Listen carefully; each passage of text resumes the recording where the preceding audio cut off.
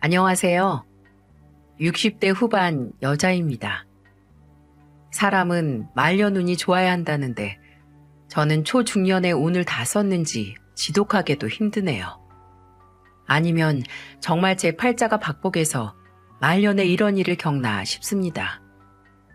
최근 한 5년 사이 제가 겪었던 일만 얘기하려 해도 일주일은 꼬박 늘어놓을 수 있을 정도랍니다.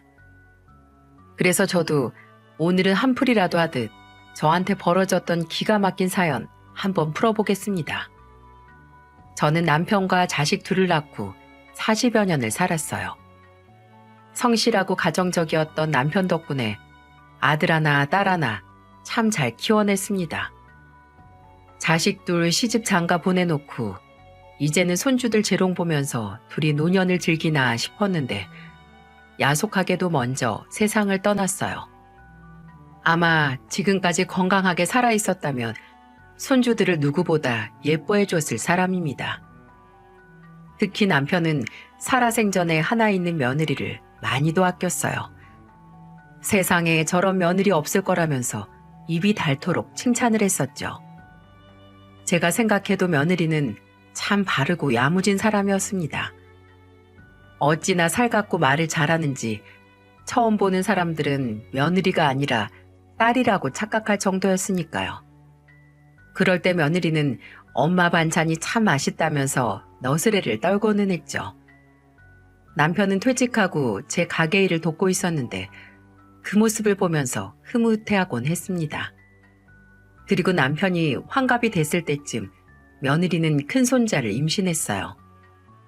그때 남편은 임신한 며느리를 얼마나 위해줬는지 모릅니다. 오죽하면 막내딸이 자기한테도 그런 적 없다고 할 정도였으니까요. 며느리가 시집을 온 다음부터는 집안에 웃음이 끊이질 않았어요. 첫 손자를 낳고 둘째 손녀까지 낳았을 때는 남편이 제 자식 낳았을 때보다 더 좋아했습니다.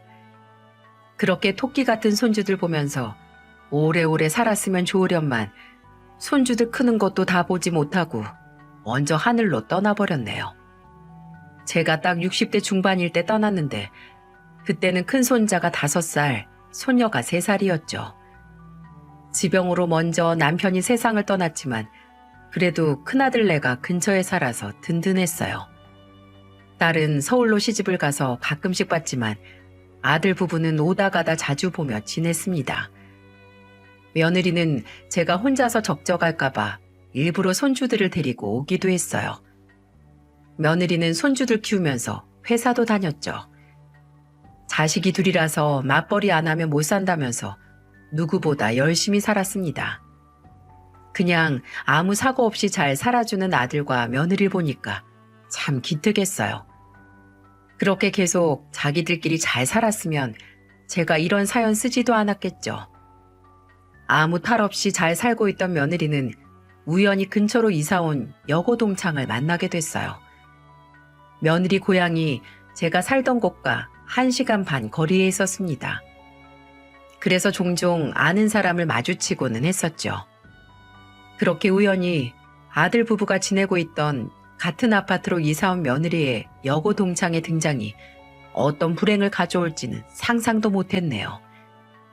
그때만 해도 얘 친구가 근처 이사 와서 마음 터놓고 지낼 사람 생겨서 좋을 거라고 단순하게만 생각했습니다.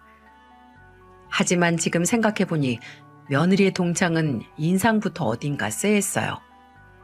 그때 며느리랑 같이 주말에 제 가게를 왔던 적이 있었습니다. 저는 그때 며느리의 친구를 처음 보게 됐어요. 서로 인사나 하고 지내자며 반갑게 인사를 하고 돌아갔죠.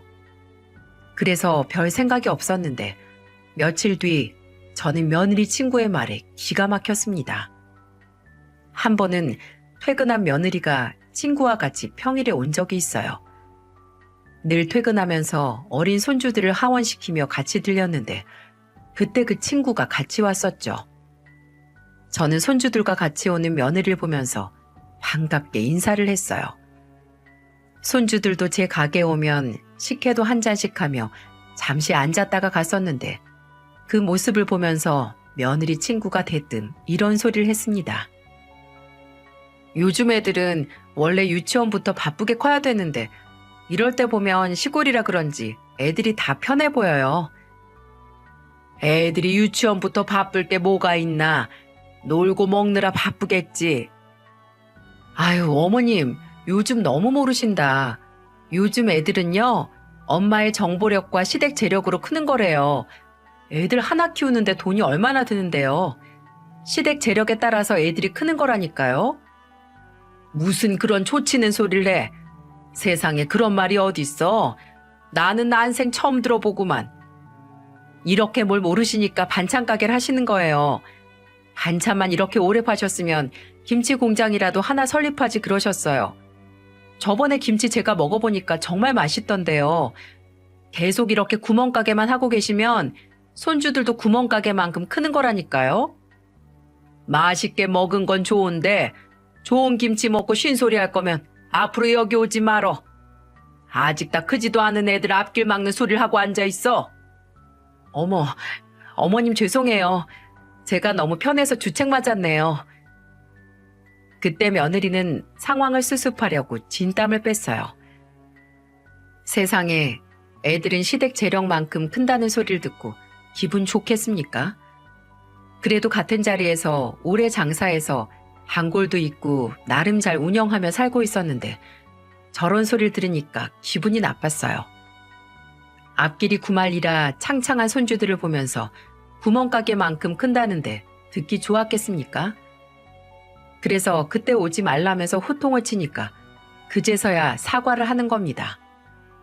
속으로 참 생긴 대로 말 한번 믿게 한다 하고 넘겼어요. 솔직히 어린애들도 아니고 사람 인성 이상해 보인다고 놀지 말라고 사이를 찢어놓을 수도 없었습니다. 둘이 뭔가 안 맞는 게 있으면 말 안 해도 서로 멀어지겠다 싶었어요. 그런데 이상한 게 날이 갈수록 둘이 붙어있는 시간이 늘어났습니다. 예전에는 회사가 끝나면 손주들 챙기기 바빴던 며느리가 어느샌가 애들도 아들 사진관에 맡기고 동창인 친구와 볼일을 보러 가는 날이 많아졌어요. 큰 손자가 7살 되던 해부터였습니다. 그러던 어느 날이었어요. 며느리가 다급하게 오더니 저한테 큰 손자와 손녀를 맡기면서 이렇게 말했죠. 어머님, 죄송해요. 제가 오늘 모임이 있는데 애들을 맡길 곳이 없어서요. 무슨 모임을 퇴근하고 평일 저녁에 가는 거야? 그게 얼마 전부터 애들 교육에 관심 있는 엄마들 모여있는 모임에 들었는데 오늘이 그 모이는 날이라서요. 애들 좀 부탁할게요. 뭘 그렇게 모임까지 하면서 애들을 키워야 되는 거야? 크다 보면 자기 살 길 찾고 그러는 거지. 원래 하라고 등 떠밀면 더 하기 싫은 법이야. 그래도 남들 다 하는데 우리 애들만 그냥 둘 수 없잖아요. 어머님, 애들 좀 부탁할게요. 제가 늦어서요. 며느리는 늦었다면서 애들을 맡겨놓고 급하게 나갔어요. 그전에는 그런 적이 없었는데 그쯤부터 며느리는 애들을 맡겨놓고 모임 나가는 날이 늘었죠. 안 그래도 며느리 친구가 엄마 정보력에 시댁의 재력으로 애들이 큰다는 말을 들어서 그런지 괜히 애들 교육 문제로 바빠진 며느리가 찜찜했습니다. 나중에는 저한테 애들 키울 돈 내놓으라고 하는 거 아닐까 싶을 정도로 그때 며느리는 애들 교육 문제로 발품 팔러 다닌다면서 바빴어요. 그런데 급하게 손자와 손녀를 맡기고 갔던 날 밤 11시가 되도록 며느리가 안 오는 겁니다. 그래서 저는 아들한테 전화해서 며느리가 안 온다면서 전화를 했어요. 아들 사진관이 연초가 되면 바빠서 11시가 되면 문을 닫았는데 그때 제 전화를 받고 제 가게로 달려왔죠. 저는 놀란 얼굴로 들어온 아들을 보면서 말했어요. 대체 무슨 모임을 갖길래 애들은 여기 맡겨놓고 밤이 넘도록 오질 않어? 엄마, 미안해요. 내 전화도 안 받아서 대체 뭐하고 있나 모르겠어요. 모임 소개시켜준 친구랑 간 것 같은데 통 전화를 안 받아요. 그 친구는 뭐하는 애야? 걔랑 붙어 다니고부터는 네 마누라 좀 변했어. 너 알고는 있어? 뭘 또 그렇게까지 싫어하세요? 여고 동창 만나서 오랜만에 신나서 그러겠죠. 그리고 큰아들 유치원 좋은 곳으로 옮긴다고 알아보는 것 같은데 제가 그걸 어떻게 말려요? 잘 다니던 유치원을 괜히 왜 옮겨? 아유, 속 터져. 안 그러던 애가 갑자기 변하니까 그렇지. 너도 안일하게 생각하지 말고 잘 알아봐. 오랜 동창이 갑자기 친한 척하면 보험 팔거나 보증 부탁하거나 그런 거겠지 뭐. 재산 다 말아먹기 전에 얼른 알아봐. 그럴 사람 아니에요. 걱정 마세요. 애들은 제가 데려갈 테니까 엄마도 얼른 가서 쉬세요. 원래 얌전한 고양이가 부뚜막에 올라가 있는 거야. 내 말 새겨들어. 아들은 제 말에 그럴 사람 아니라면서 며느리 편을 들었어요. 하지만 저는 아무래도 찜찜하고 이상했습니다. 세상에 애들 교육 때문에 바쁘다던 며느리가 애들은 뒷전인 거예요. 저한테 애들 맡겨놓은 것도 깜빡했는지 그날 거의 새벽이 되어서야 저한테 전화가 왔더라고요. 너무 황당해서 저는 자다 말고 전화를 받아서 이렇게 말했어요. 너는 정신이 어디 가 있는 거야? 애들 교육 챙긴다면서 새벽이 돼서야 애들을 찾아? 어머님, 정말 죄송해요. 애들 아빠가 애들 데려갔어요? 그럼 이 시간까지 내가 애들 보겠어? 너 요즘 정신이 대체 어디 팔려 있는 거야? 당장 크는 애들도 어쩌지 못하면서 무슨 교육이야? 오늘은 제가 너무 바빴어요. 처음이라 그런지 배울 게 많네요. 네가 애들 미래 생각해서 그러는 거 알아. 다 이해해. 근데 당장 애들 키우는 걸 잘해야 미래가 있는 거지. 지금 잘해야 나중에도 잘 크는 거야. 죄송해요, 어머님. 며느리는 처음이라 배울 게 많았다면서 저한테 미처 신경 못 썼다면서 사과를 했어요. 그런데 왠지 며느리 대답이 이상했습니다. 애들 교육 때문에 가는 모임이라는데 뭘 배울 게 있나 싶었어요. 그래서 아무래도 며느리 대답이 이상해서 옆가게 아줌마와 얘기를 해보니 요즘은 애들 공부를 엄마도 같이 해야 뭘 가르친다면서 말하는 겁니다. 또 그 소리를 들으니까 그게 맞는 것 같았어요.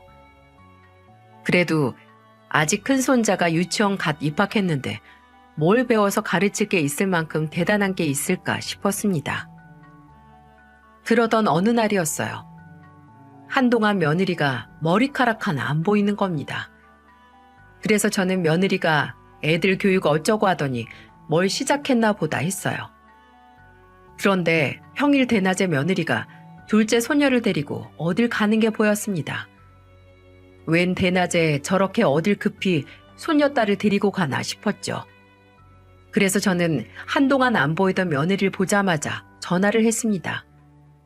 그런데 며느리가 늦었다면서 다음에 전화를 하겠다면서 전화를 끊었어요.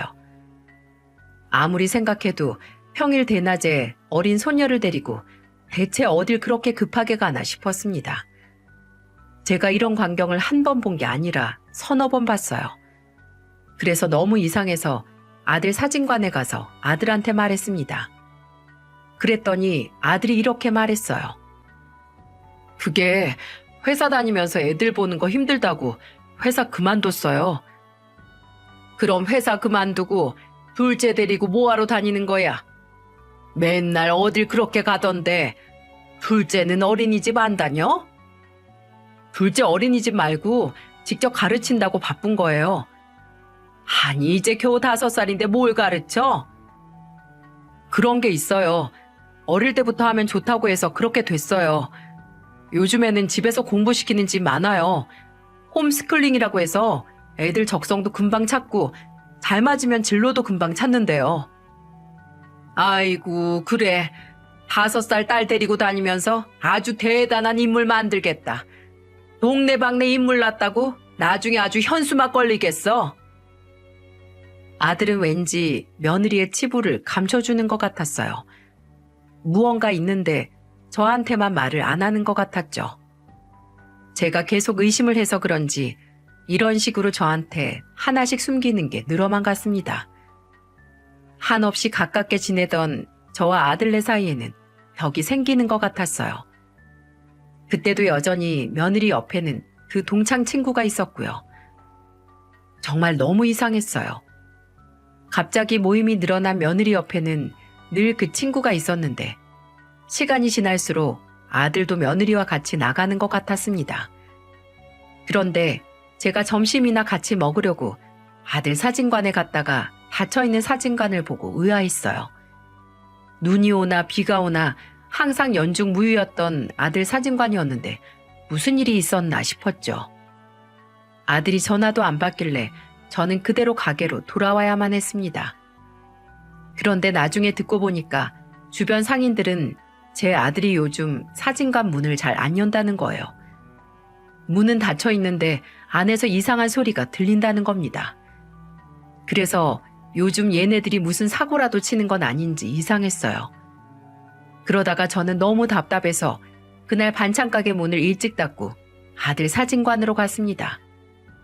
그런데 제 아들이 닫혀있던 사진관 문을 열더니 며느리 친구와 같이 들어가는 거예요.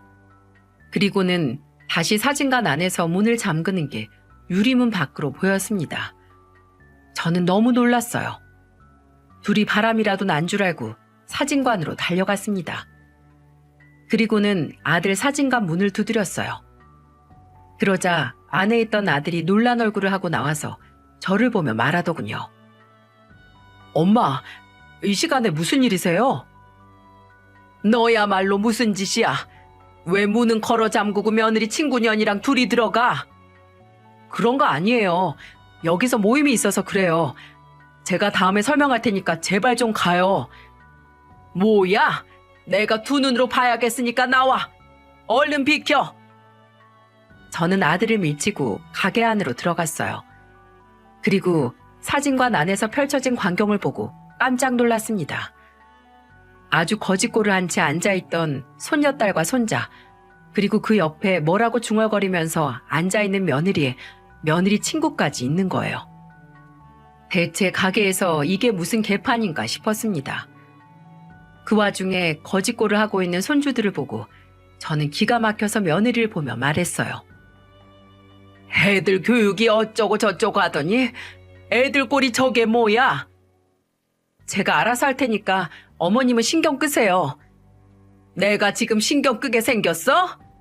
이게 다 무슨 짓이야? 애들 데리고 뭘 하길래 가게 문도 닫고 안에서 이러고 있냐는 말이야. 어머님이 뭘 한다고 그러세요? 다 애들 잘 되라고 하는 거니까 신경 쓰지 마세요. 저도 엄마예요. 설마 애들 앞길 막으려고 이러겠어요? 저게 지금 애들 잘 크고 있는 꼴로 보이냐? 다 제가 생각이 있어서 그런 거예요. 그러니까 나가세요 좀. 얘들아, 할머니한테 와라. 할머니 집으로 가자. 애들이 싫다잖아요. 나가세요. 저는 자꾸 나가라며 등을 떠미는 며느리 때문에 다급하게 손주들을 불렀어요. 그런데 애들이 아무런 반응도 없고 서로 눈치만 보는 겁니다. 제 아들마저도 며느리를 말리지 않았고요. 그렇게 저는 대체 무슨 일이 벌어지는지도 모르고 떠밀려 나와야만 했습니다. 그때라도 저는 옆에 붙어서 며느리가 무슨 짓을 하고 있는 건지 알아내야만 했던 건데 정말 후회스러워요. 항상 깔끔하고 단정했던 어린 손주들은 언제 갈아입었는지 모를 옷에 꼬질꼬질한 얼굴까지 누가 보면 부모도 없이 크는 애들인 줄 알 정도였습니다. 한동안 구석에서 기가 죽은 채 눈치 보던 손주들 모습이 눈에 밟혀서 밤잠도 설칠 정도였죠. 저는 그 모습을 눈으로 보니까 더 가만히 있을 수가 없었어요. 그래서 전화도 해보고 가게도 가보고 집도 가봤지만 개눈 감추듯이 며느리와 아들 소식이 뚝 끊겼습니다. 증발하듯 사라진 아들 부부 때문에 신고라도 해야 되나 싶었어요. 그래서 정말 신고라도 할 참이었는데 갑자기 손자한테서 전화가 걸려왔습니다. 번호를 보니 아들 집 전화번호였어요. 어제까지도 인기척이 없던 집에서 전화가 와서 받아보니까 아픈 목소리의 손자였어요. 저는 너무 놀라서 전화기를 붙들고 무슨 일이냐면서 손자한테 물었죠. 그러자 손자는 울면서 저한테 말했어요. 할머니, 저 머리가 너무 아파요. 병원 좀 데려가 주세요. 이러다 죽을 것 같아요. 뭐야? 무슨 일이야? 엄마는 어딨어? 엄마 나갔어요. 할머니, 엄마 오기 전에 와야 갈 수 있어요. 엄마한테 들키면 병원 못 가요. 제발요. 저 좀 살려주세요. 그게 무슨 말이야? 대체 무슨 일이길래 그래? 일단 할머니가 갈 테니까 준비하고 있어. 알았지? 네, 할머니 꼭 오셔야 돼요. 꼭 와주세요. 손자는 저한테 꼭 와야 한다면서 우는 목소리로 말하길래 가게 문을 닫아버리고 아들 집으로 갔습니다. 한동안 찾아가도 열리지 않던 문이 안에서 손자가 열어주자 열렸습니다. 집 안으로 들어가자 저는 깜짝 놀랐어요. 집은 완전 돼지우리였고 거기에는 손자가 펄펄 끓는 열을 내면서 있었죠. 손녀딸은 언제부터 있던 건지 모를 배달 음식을 손으로 먹고 있었고요. 저는 경악할 상황에 정말 까무러치게 놀랐죠. 일단 열이 높은 손자를 데리고 병원을 가는 게 먼저였어요. 그래서 저는 아들한테 전화를 걸었는데 오랜만에 전화를 받은 아들은 제가 손자를 데리고 병원에 간다니까 버럭 화를 내며 말했습니다. 병원을 왜 가요? 그리고 주인도 없는 집에 왜 막 들어가세요? 설마 애들이 열어준 거예요? 그럼 내가 문을 부수기라도 했을까봐? 애들이 얼마나 아프면 나한테 전화를 했겠어. 대체 애들만 두고 어딜 간 거야? 집안 꼴은 저게 뭐고? 제발 저희 집에 신경 좀 꺼요. 애들 꾀병 부리고 있는 거예요. 식은땀을 흘리고 온몸에서 열이 나는데 꾀병이라고? 너 애들 아빠 맞아? 절대 병원 가면 안 되니까 그냥 두세요. 아시겠어요? 나는 아픈 애 두고 절대 못 가니까 병원으로 애들 데리러 오던지 말던지 네 마음대로 해. 무작정 병원에 데려가지 말라는 아들 전화에 화가 나서 저는 택시를 불러서 손주들을 데리고 병원으로 갔어요. 큰 손자는 독감이었고 의사도 못 알아볼 만큼 열이 높았습니다. 대체 자식이 이 지경인데 왜 병원에 가지 말라고 하는지 이해를 못했어요. 의사도 손자 상태를 보면서 조금 더 늦었으면 기절했을 수도 있다고 열이 너무 높으니까 며칠 입원해서 지켜보자고 말을 할 정도였죠. 몇 년 전만 해도 이런 적이 없었는데 대체 무슨 일인가 싶었어요. 그런데 뒤늦게 온 아들과 며느리를 보는데 뒤이어 며느리 친구가 같이 오는 겁니다. 저는 너무 화가 났어요. 왠지 이 사태의 원인이 며느리 친구한테 있는 것 같아 화가 났죠. 그런데 아들은 되려 저한테 화를 내면서 말했어요. 내가 병원에 데려오지 말라고 했잖아요. 왜 제 말을 안 들어요? 너 의사 찾아가서 네 아들이 어떤 상태였는지 물어봐. 네 아들 열이 너무 높아서 기절할 뻔했던 건 알아? 그거 다 병원에 와서 그런 거예요. 집에 있었으면 하늘이 도왔을 거라고요. 뭐야? 뭐가 도와? 너 정신 나갔어? 뜬금없이 무슨 소리를 하는 거야? 대체 뭘 보고 살길래 그러는 거야? 내가 아무리 생각해봐도 저게 화근이야. 다 저거 나타나고서부터 이렇게 된 거라고. 저는 며느리 친구를 보면서 화를 냈습니다. 정말 아무리 생각해도 딱 며느리 친구가 나타나면서부터 아들 부부가 이상했던 것 같아요. 제가 며느리 친구를 보면서 화를 내니까 저를 흘겨보면서 짓던 며느리 친구 표정이 아직도 생생합니다. 너무 화가 나서 저도 모르게 손이 올라갔는데 며느리가 저를 막아서면서 화를 내며 말했어요.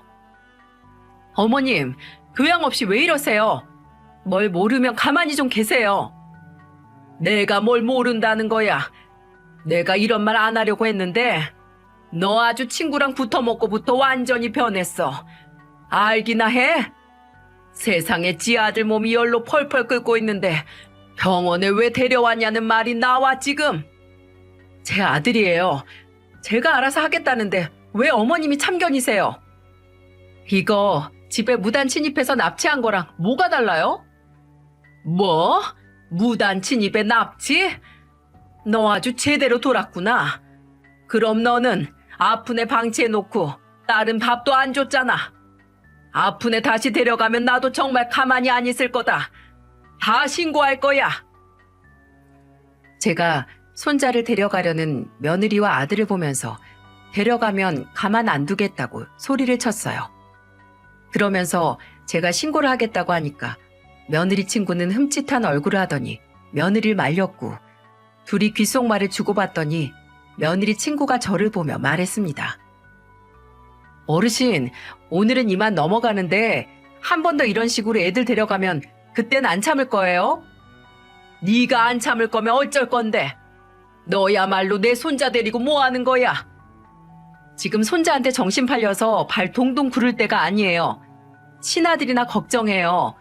돈도 한 푼 없고 능력도 없어서 인생 망하게 생겼어요. 내 아들이 왜 망해?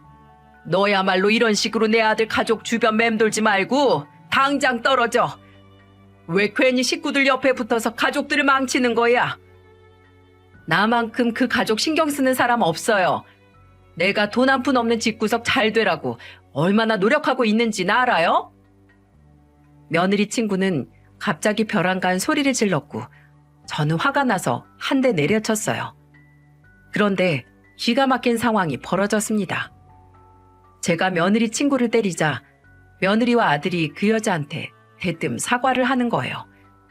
그것도 고개를 조아리면서 말입니다. 정말 뭐에 단단히 홀렸구나 싶었죠.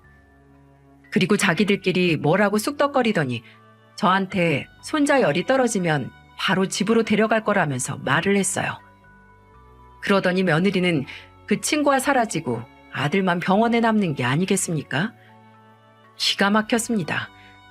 대체 무슨 엄마가 숨이 넘어갈 정도로 아픈 애를 두고 가는 게 말이 되나요? 그리고 제 옆에 남은 아들은 제 옆에서 계속해서 한숨을 내쉬었고요. 그리고는 다 자기가 무능력한 탓이라면서 한탄을 했어요. 넉넉하진 않아도 부족하지 않게 잘 살던 아들이었는데 대체 뭐가 그렇게 없다고 하는지 이해가 안 갔습니다. 그렇게 한 일주일 정도 병원에 있다가 큰 손자는 퇴원을 했어요. 손녀딸은 기어코 며느리가 데려가서 저는 큰 손자만 챙기기 바빴습니다. 겨우 컨디션을 되찾은 손자는 제 손을 꼭 잡으며 말했어요. 할머니, 가기 싫어요. 그냥 할머니 집으로 가면 안 되는 거예요? 왜? 집에 무슨 일 있어? 이 할미한테 다 말해봐. 다 말 못해요. 그냥 저랑 여동생만 할머니 집으로 가게 해주세요. 아니야. 할머니한텐 다 말해도 괜찮아. 얼른 말해봐.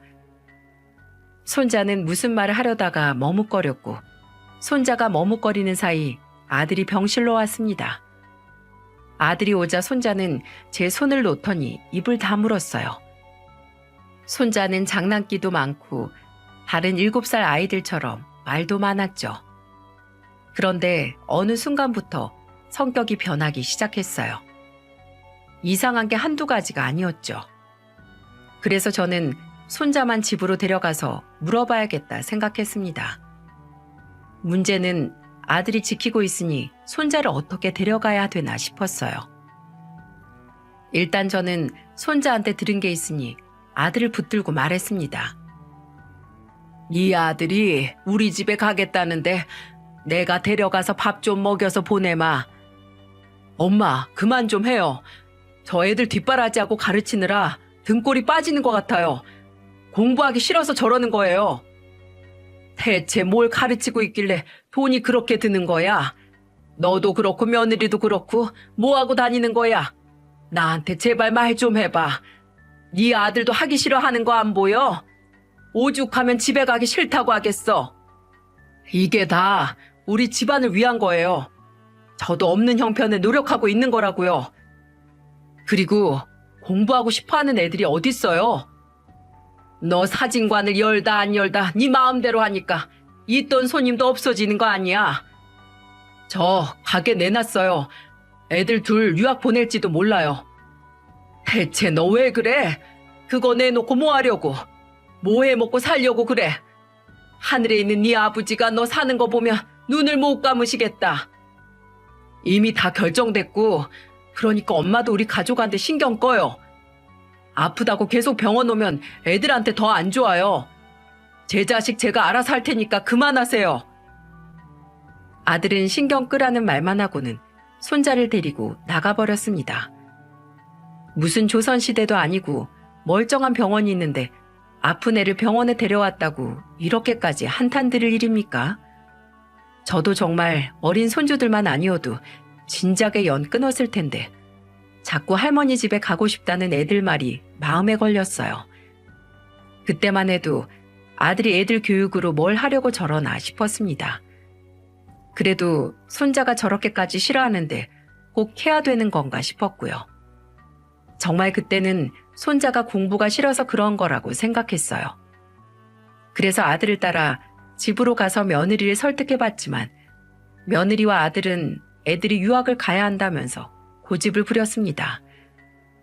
아직 유치원 다니는 손자와 어린이집을 다니는 손녀가 유학을 간다고 뭘 배우겠습니까? 그런데도 며느리는 지금 가야 귀도 트이고 입도 열린다면서 꼭 보낼 거라는 의지가 강했어요. 손주들은 죽어도 가기 싫어하는 눈치였지만 제가 할 수 있는 게 없었습니다. 그래서 저는 며느리를 며칠 설득하다 실패해서 결국 마지막 당부를 하듯 말했어요. 애들 외국어 공부도 좋은데 건강 먼저 챙겨. 건강해야 배운 걸 써먹고 살지. 걱정 마세요. 다 제가 알아서 할 거예요. 결국 손주들은 유학을 갔고 그 후로 저는 아들 집에는 발도 못 붙였습니다. 병원에서 본 모습이 마지막이라서 저는 손자가 너무 걱정되는 마음에 어디로 얼마나 간 건지 며느리와 아들한테 물었지만 아무런 답변도 듣지 못했어요. 그야말로 저는 어린 손주들이 고향을 떠나 어디선가 공부를 하고 있구나 정도만 알 뿐이었고요. 그런데 마치 저와 손주들 사이를 단절이라도 하듯 아무런 연락도 못하고 지냈어요. 손주들 안부가 궁금해도 며느리와 아들을 통해서만 들을 수 있었습니다. 그렇게 1년이 흘렀고 동네에는 이상한 소문이 났어요. 며느리가 동네 사람들도 모자라서 여기저기 돈을 빌리러 다닌다는 겁니다. 그런데 제가 뭐 하나 속 시원히 알 수 있는 게 없었어요. 동네 사람들이 점점 수군거리는 말들이 많아졌고 저는 며느리 불러서 물어도 모르쇠였습니다. 그러니 제가 할 수 있는 게 있었겠습니까? 아들도 마찬가지였어요. 아들은 아예 제 전화를 피하기까지 했고 나중에는 아들이고 며느리고 정이 뚝 떨어진다 싶었습니다. 오죽하면 서울에 있던 딸도 제 걱정을 하면서 저한테 말했어요. 엄마, 그냥 오빠 일에 신경 꺼. 대체 무슨 말 하나를 시원하게 하는 법이 없어. 저번에는 나한테 돈을 빌려달라는 거야. 그래서 왜 그러냐고 했더니 아무 말도 못하는 거 있지? 오빠가 돈 빌려달라고 하면 이유 말할 때까지 절대 빌려주지 마. 그냥 무슨 말을 해도 빌려주지 마. 너한테도 돈 얘기를 해? 아니 대체 둘이 뭐하고 사는 거야? 유학 간 애들도 연락이 없고. 아휴 속 터져. 엄마도 그냥 신경 꺼. 우리가 무슨 말을 해도 귓등으로도 안 들을 사람이야. 저는 딸의 전화에 한숨이 절로 나오더라고요. 손주들 유학 자금이 없는 건지 계속해서 돈을 빌리러 다니는 아들을 보니까 답답했어요. 그렇게 한동안 아들 집도 못 가보고 속절없이 시간이 2년이나 지나 있었습니다. 책가방 메고 학교 가는 어린애들을 보면 손주들 생각이 났어요. 한국에 있었으면 초등학교에 갔을 손자가 떠올랐죠. 그런데 그 무렵 며느리가 시장을 활보하고 다녔어요. 그런데 동네 사람들이 제 눈치를 보면서 슬슬 저를 피하는 겁니다. 그 동네에서 오래 살아서 사람들과 친했는데 어딘가 이상했죠. 그러다 저는 반찬 가게에서 김치를 담그고 있었는데 며느리가 보였어요. 저는 며느리를 부르며 말했습니다. 혜미야, 이리 와봐. 누가 네 며느리야? 웃겨 죽겠네. 뭐야? 너 지금 그게 무슨 태도야? 내가 왜 당신 며느리예요? 나는 그런 미천한 존재가 아니거든요. 기가 막혀서 뭐 벙쪄 있었죠. 그 사이 며느리는 웬 차를 타고 사라져버렸어요. 그런데 제 옆가게에서 그 모습을 본 친구가 저를 불러서 이런 말을 했습니다. 내가 이런 말 안 하려고 그랬는데 며느리 뭐하고 사는지 좀 알아봐. 요즘 이상한 종교 전도한다고 온 동네를 쑤시고 다니나 봐. 뭐? 아니, 그게 무슨 말이야? 사람들이 다 쉬쉬하고 있는데 아예 옆 동네에서는 반찬가게 며느리 정신 나갔다고 손가락질하고 있다니까. 그리고 옆 동네에서 돈도 크게 해먹었나 봐. 그게 다 무슨 말이야? 나는 정말 아무것도 몰랐어. 친할수록 이런 얘기를 어떻게 해? 그리고 우리 동네는 이제 막 들쑤시고 다니나 봐. 우리 동네도 다 털리기 전에 좀 막아봐. 여기서 더 살려면 저 며느리 단속을 해야지. 그리고 지난달에 아들이랑 대판 싸우고 연락도 안 하지. 얼른 집이라도 가봐. 아무래도 이상해. 저는 너무 놀랐어요. 지난달에 아들과 돈 문제로 한바탕 한 뒤로 정말 연락이 안 됐거든요. 손주들이 유학을 간 뒤에는 계속 돈 문제로 싸우기 시작했습니다. 그래서 아들과 왕래가 줄기 시작했고 형편에도 안 맞게 유학을 보냈다면서 매번 싸웠어요. 저도 말년에 아들 부부와 이렇게 지낼 줄은 상상도 못했습니다. 아들 집도 거의 안 갔고 손주들 소식도 제대로 듣지 못했어요. 저는 그래도 손자가 집에 있는 것보다 나가 있는 게 낫다고 생각했죠. 그런데 동네에서 들리는 이상한 소문들 때문에 저는 2년 만에 아들 집을 찾아갔어요. 아들 집으로 가는 내내 그러고 보니 그동안 며느리가 하던 이상한 말들이 떠오르기 시작했죠. 하늘이 돕는다. 미천한 존재랑 섞이면 안 된다. 구원을 받아야 온 가족이 잘 산다 등 이상한 말들이 떠올랐어요. 저는 그제야 불안한 마음이 들기 시작했습니다. 그런데 아들 집에 가서 문을 두드리자 집에서 아들이 기어 나왔습니다. 저는 귀신이라도 본 사람처럼 소리를 질렀어요. 피골이 상접한 사람처럼 아들은 비쩍 말라 있었죠. 너무 놀라서 아들을 붙들고 말했습니다. 꼴이 왜 이래? 이게 무슨 일이야? 물 좀 주세요. 물. 저는 급하게 물을 떠다 아들 입에 먹였어요. 그리고 바닥을 기는 아들을 끌어다 거실에 눕혔습니다. 그리고 급하게 미음을 만들어서 아들 입에 조금씩 떠먹였죠. 그런데 잠시 뒤 며느리가 오는 소리가 들렸고 제가 거실에서 아들을 눕혀놓고 미음을 떠먹이는 걸 보고 며느리가 소리치며 말했어요. 지금 금식 기도 중인 사람한테 뭐 하시는 거예요? 뭐야? 금식 기도? 너 진짜 이상한 거 믿는 거야? 이상한 거라뇨. 다 우리 가족들을 위한 거예요. 이렇게 해야 우리 가족들이 다 잘 사는 거라고요. 어머님이 중요한 순간마다 초를 치니까 하늘에서 벌을 주는 거예요. 구원 받기 싫으세요? 네가 완전히 미쳤구나. 너 애들은 어딨어? 애들 어디 있냐고? 왜요? 또 다 된 밥에 초 치려고요? 애초에 저 인간이 돈만 있었어도 저렇게 금식 기도도 안 했어요. 돈이 없으니까 몸으로 때우는 거예요. 헌금을 해야 우리 가족이 보살핌을 받을 수 있는데 돈이 없으니 하늘이 감동할 만한 기도를 해야죠. 야, 이 정신 나간 년이 뭐라는 거야? 그렇게 하늘에 대고 감동받고 싶으면 네가 굶어. 제가 왜요? 저는 이 사람 목까지 전도하러 다니느라 얼마나 힘든 줄 알아요? 뭐야? 너 나가! 당장 이 집에서 나가! 저는 이상한 소리를 늘어놓는 며느리를 내쫓았어요. 정말 기가 막혔습니다. 저는 이 황당한 일이 아들이 겪게 될 줄 꿈에도 몰랐어요. 뉴스에서만 보던 불법 종교에 미친 사람이 제 며느리였다니 정말 믿기질 않더라고요. 정말 현명하고 야무진 며느리였는데 완전히 다른 사람 같았어요. 그러다가 정신이 좀 돌아온 아들은 그동안 있었던 일을 털어놨습니다. 아들 얘기를 들어보니 정말 가관이었어요. 그동안 며느리는 아들이 사진관을 내놓기 전에 그곳에서 전도를 하고 있던 겁니다. 아들은 처음에 믿지 않다가 며느리와 며느리 친구 이야기를 듣고 전도된 거였어요. 제가 생각했던 것처럼 그 며느리 친구가 화근이었습니다.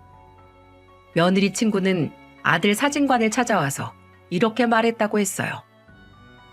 내가 우울증이 정말 심했는데 기도하면서 많은 치유를 받았어요. 그리고 이렇게 구원까지 받아서 이제는 많은 돈과 명예를 누리고 살고 있잖아요. 저는 이 좋은 기회를 많은 사람들과 나누고 싶어서 이렇게 다니는 거예요.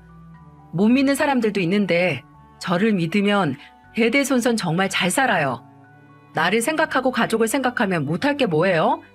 아무나 믿을 수 있는 곳이 아니니까 내가 이렇게 왔을 때 한번 나 따라서 들어봐요. 아들은 그때부터 매일같이 기도를 하게 됐고 그렇게 기도를 하자 갑자기 사진관이 너무 잘 된 거예요. 그래서 그때는 헌금도 내고 잘 다녔는데 어느 순간 사진관이 다시 주춤했다는 겁니다. 그런데 나중에 알게 된 사실은 이게 다 계획된 일이었다는 거예요. 그 불법 종교를 믿던 신도들이 단체로 와서 사진을 찍고 갑자기 발길을 뚝 끊으니까 당연히 반짝 잘 됐던 곳이 주춤한다고 생각이 들 수밖에 없었죠. 그런데 아들은 이게 다 그 불법 종교를 믿고 진심으로 기도했던 덕이라고 믿었고 가스라이팅을 당하며 잘못된 믿음이 심어지고 있었어요. 아들 말로는 애들도 바깥 생활을 전혀 하지 않고 믿음을 키운다며 종교 생활만 하고 강요당하고 있던 거예요. 그러니까 유학을 간 게 아니라 오로지 며느리 손에만 이끌려 불법 종교 활동을 세뇌당하고 있던 겁니다. 저는 아들 말을 듣고 나와서 며느리를 찾기 시작했어요. 그런데 어찌나 여기저기를 다니는지 찾을 수가 없었죠. 그러다 동네 사람이 며느리가 시장에 나타났다는 말을 듣고 시장으로 가서 며느리 뒤를 밟았어요. 그리고 며느리가 어디로 가나 유심히 지켜봤습니다. 택시를 타고 뒤를 밟자 이상한 건물이 하나 나왔어요. 아무리 봐도 종교시설이라기에는 이상했죠. 저는 일단 경찰에 신고를 했어요. 그리고 건물로 몰래 들어가서 이렇게 외쳤습니다. 민호야, 민경아, 할머니야, 이리 나와.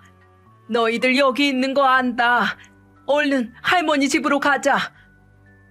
손주들 이름을 외치면서 건물을 돌아다니자 관계자로 보이는 사람들이 와서 저를 붙들더군요.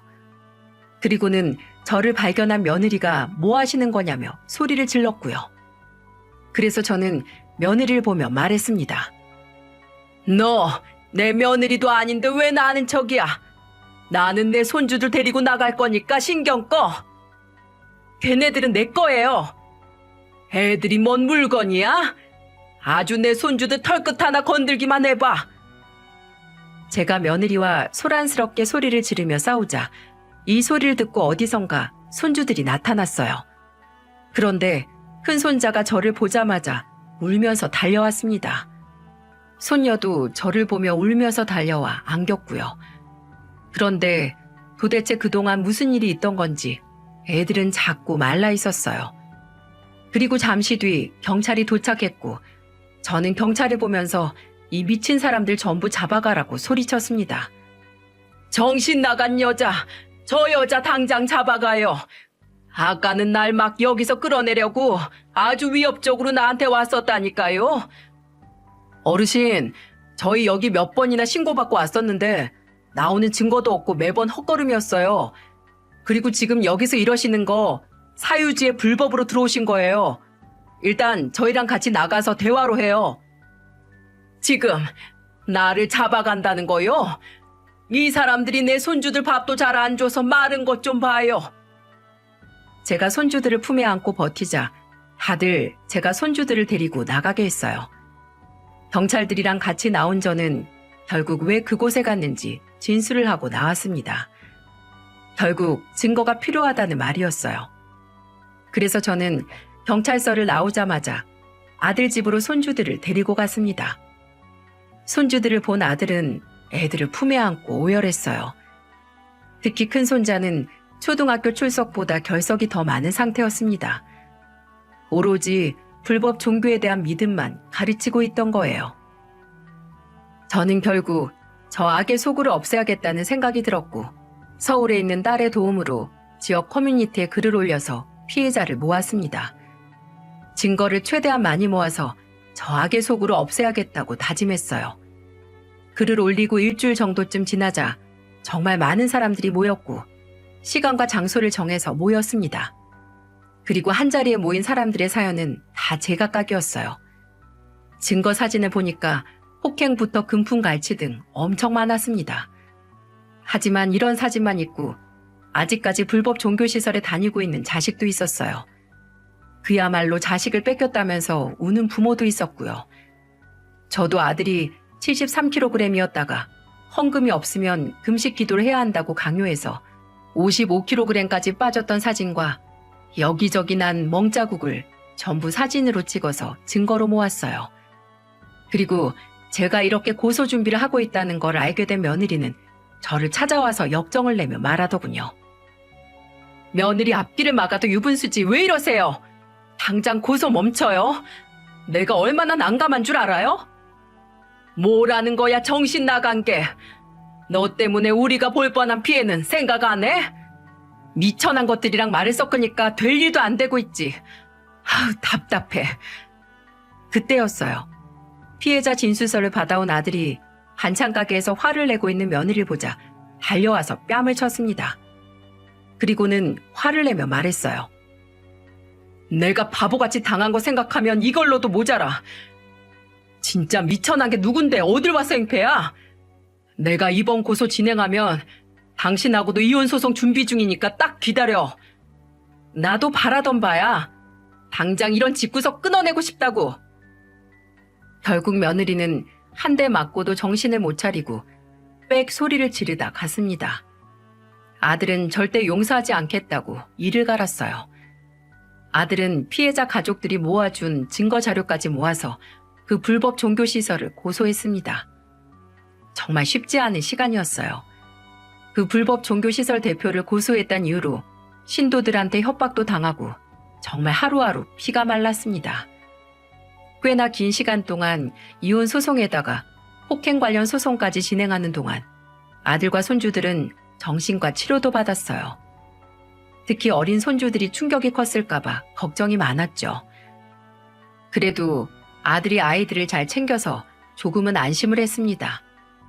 그렇게 힘든 시간이 지났고 목사를 사칭하며 폭행과 거짓말을 일삼던 불법 종교시설 대표는 징역 2년을 선고받았어요. 심하게 폭행을 일삼던 신도들 중에도 징역을 면치 못한 사람이 있었죠. 결국 불법 종교시설은 사기로 결론짓고 풍비박산 해체됐어요. 정말 그야말로 바라던 결과를 확인하는 순간 다른 가족들과 얼싸안고 울었습니다. 그리고 모든 게 사기라고 밝혀지자 피해자 가족들의 자식들, 남편, 아내 등등은 제 발로 집으로 돌아왔어요. 하지만 모든 게 밝혀져도 믿음이 사라지지 않던 사람도 있었습니다. 바로 며느리와 같은 사람들이었죠. 그 무렵 아들도 이혼 소송 끝에 양육권을 가져올 수 있었습니다. 하지만 문제는 사돈 부부가 자식 잘못 낳은 죄로 그 피해를 오롯이 감당해야만 했습니다. 며느리는 이미 망해버린 불법 종교 시설 살려보겠다고 여기저기 전도하고 헌금을 끌어모으려다가 수억 원에 달하는 빚을 지게 됐어요. 그야말로 본인이 믿던 불법 종교시설 대표가 2년 뒤에 나오면 다시 그 종교가 부흥할 거라고 믿은 거죠. 정말 미쳤다 싶었는데 결국 농사짓던 사돈 부부 농기계까지 팔아치우더니 빚을 감당 못하고 교도소에 수감됐다는 소식이 들렸습니다. 돈 빌려준 사람들이 전부 고소했고 결국 징역 1년을 살게 된 거죠. 참 바보 같은 선택에 할 말을 잃었어요. 그때 이후로 피해자 가족들과 트라우마 치료 방안을 서로 교류하면서 지내고 있습니다. 아들과 어린 손주들은 정신과를 다니며 치료를 받고 있습니다. 정말 이때 생각만 하면 심장이 벌렁거려요. 그래도 지금은 아들이 제 반찬 가게 일을 도우며 생활하고 있고 손주들도 평범한 일상 속에 또래들과 잘 지내고 있답니다. 저희 부모님도 교회를 다니셨는데 이런 몇몇 양심 없는 사람들 때문에 종교를 먹칠한다고 생각합니다. 늘 바른 생활을 하시는 부모님을 보면서 교회에 대한 좋은 믿음이 있어요. 이 자리를 빌어 정말 진심으로 종교 활동하는 분들이 피해 입는 일이 없길 바랍니다. 일반 교회에서 병원을 불신하거나 무조건 헌금을 강요하는 일은 없답니다. 이상한 불법 종교만이 잘못된 믿음과 삐뚤어진 가치관을 주입하고 있습니다. 옛말에 강은 건너봐야 물이 깊은 줄 안다는 말이 있어요. 아무리 좋은 말 듣고 깨우친다 해도 결국 인생은 직접 경험해봐야 알게 되는 것들이 있는 것 같습니다. 이 나이쯤 되니까 나이는 그냥 먹는 게 아닌 것 같아요. 스스로 생각을 하고 옳고 그름을 나눌 줄 알아야 되는 겁니다. 그러니 모두 스스로를 믿고 살았으면 좋겠어요. 가족들과 함께 좋은 날들만 있기를 바라겠습니다.